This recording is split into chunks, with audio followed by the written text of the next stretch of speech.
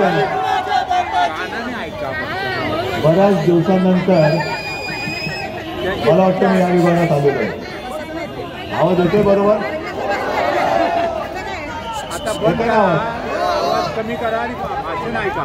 सध्या तुम्हाला कल्पना आहे की कोणत्याही क्षणी निवडणुका जाहीर होतील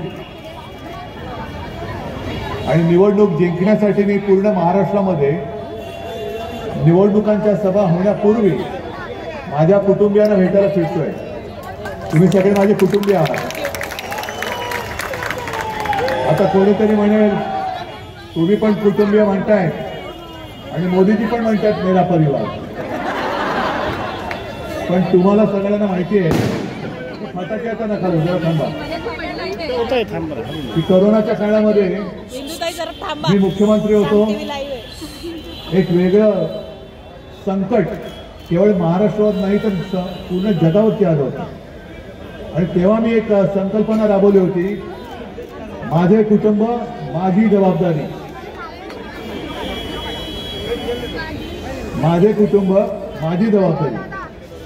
आता कुटुंब माझं आहेच, ज्याची कोरोना काळामध्ये मी माझ्या कुटुंबाची जबाबदारी घेतली होती, तशीच ही जी काही हुकुमशाही येऊ घातलेली आहे त्या हुकुमशाहीला करण्यासाठी सुद्धा मी माझ्या कुटुंबाची जबाबदारी घेतली आणि म्हणून मी मैदानात आलो. मोदी जी आपने कह दिया मेरा परिवार ठीक है, लेकिन जिम्मेदारी कौन लेगा? मेरा परिवार तो ठीक है, जैसे मैं कह रहा हूं कि मेरा परिवार मेरी जिम्मेदारी, वैसे आप कहो ना कभी एक बार तो.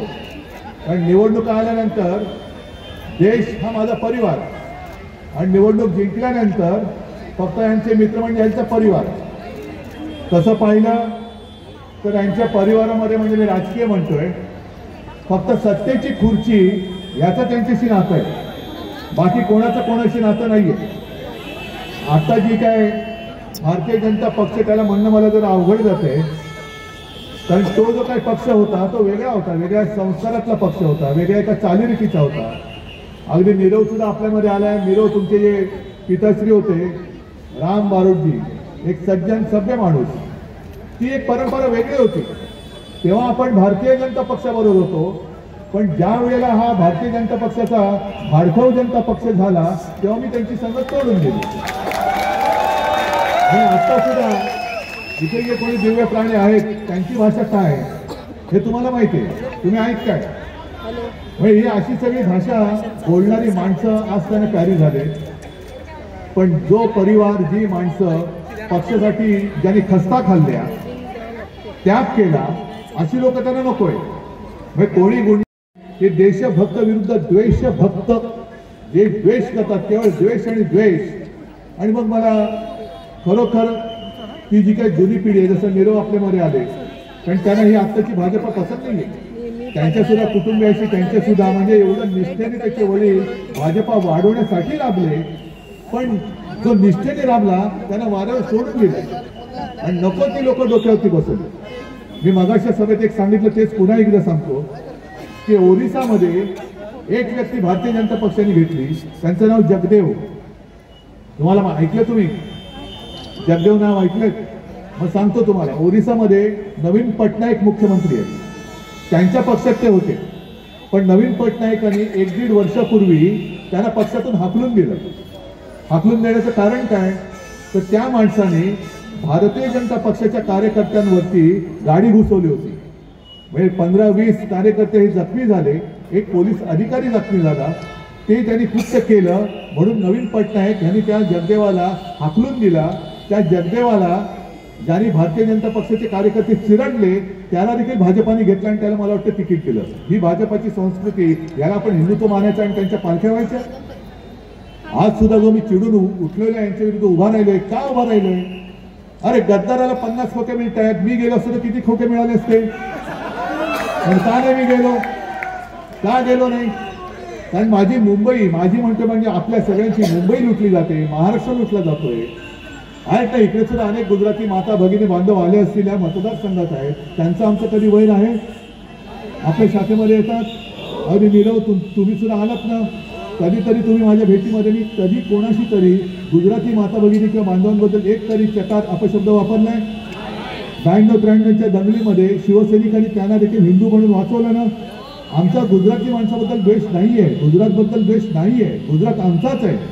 पण आज मोदीजी जे करतायत की कळत न कळत गुजरात विरुद्ध पूर्ण देश अशी एक भिंत उभी करतायत. म्हणजे जणू काही देश नाहीच आहे, सगळं काही गुजरातच आहे. जे काही उद्योग येत आहेत ते गुजरातमध्ये नेत आहेत. मग गुजरातमध्ये सगळे तुम्ही उद्योग नेत असाल तर बाकीच्या संपूर्ण देशातील राज्यांनी काय घोडं मारले. आणि हा जो काही प्रकार आहे, मी आज सांगतो तुम्हाला, जाहीर सांगतो, उद्या आपल्या इंडिया आघाडीचं सरकार येणार आहेच. कोणत्याही परिस्थितीत येणार, आपल्या इंडिया आघाडीचं पंतप्रधान होणार. आणि तो आल्यानंतर मोदीजी, तुम्ही माझ्या महाराष्ट्राशी आकसाने जरी वागला असला तरी आम्ही गुजरातशी आकसाने वागणार नाही.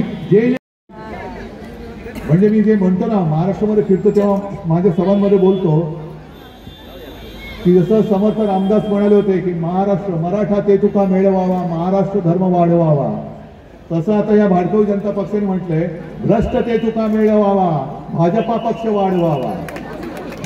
भाई सगळे तू किती भ्रष्टाचार केलाय, त्यांच्याकडे ते पाठवतात ईडी, सीबीआय, इन्कम टॅक्स, कितीचा भ्रष्टाचार आहे. 5 कोटीचा जाऊ दे, गरीब आहे. 50 कोटी, 100 कोटी, हा जरा बाजूला आहे. 70,000 कोटी, अरे हे तुझीच वाट बघतोय, हे तुला घेतो, उपमुख्यमंत्री करतोय, डोक्यावरती बसवतोय. भ्रष्टाचाराच्या विरुद्ध, तुझ्या भ्रष्टाचाराच्या विरुद्ध जी लोक बोंबलत होती त्यांना दाढून टाकू आपण, पण तू डोक्यावर बस. मग माझा साधा प्रश्न आहे, 70,000 कोटीचा घोटाळ्याचे ज्यांच्यावरती आरोप केले तो उपमुख्यमंत्री, मग मुख्यमंत्र्याचा घोटाळा किती असेल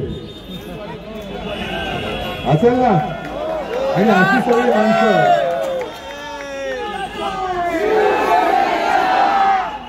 त्यांना असं वाटते की सगळी लोक ही खोक्यामध्ये बंद होतील. 40 गद्दार फोडले, काही खासदार फोडले म्हणजे उद्धव ठाकरे संपेल, शिवसेना संपेल. हे बघा शिवसेना काय आहे, हिंमत असेल तर संपून दाखवा.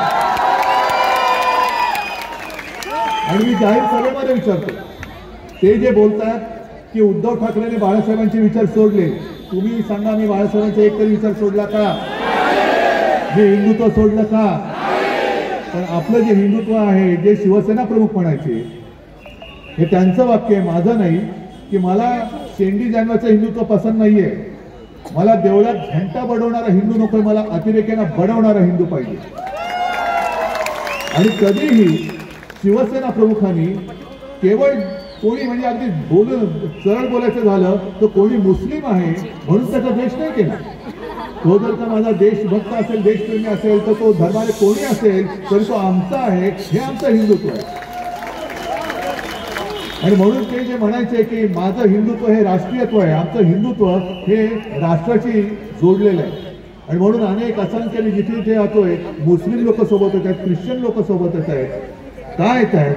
कारण त्यांना माहिती आहे की भारतीय जनता पक्षाचं, म्हणजे मी जे मगाशी या सभेत बोललो की आज सगळे देशभक्त एकत्र येत आहेत, सगळे देशभक्त एकत्र आहेत आणि द्वेषभक्त म्हणजे दुसऱ्याचा द्वेष करतात, ते सगळे भारतीय जनता पक्षामध्ये असेल ते आम्ही देऊ. पण त्याच्यासाठी माझा महाराष्ट्र मी ओरबाडून देणार नाही, कोणत्याही परिस्थितीत देणार नाही. माझ्या महाराष्ट्राचं जे हक्काचं आहे.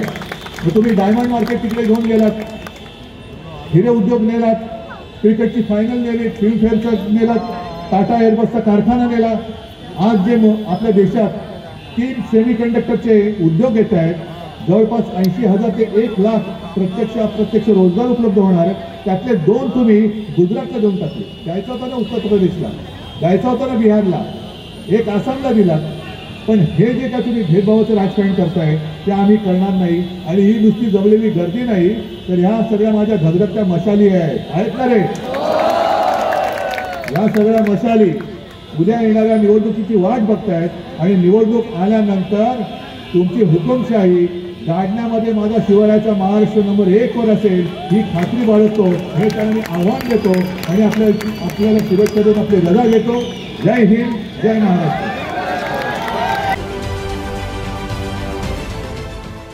देश विदेशातील प्रत्येक घडामोडींचे लाईव्ह अपडेट मिळवण्यासाठी आता साम टीव्हीच्या सर्व सोशल मीडिया प्लॅटफॉर्मला लाईक, फॉलो आणि सबस्क्राईब करा.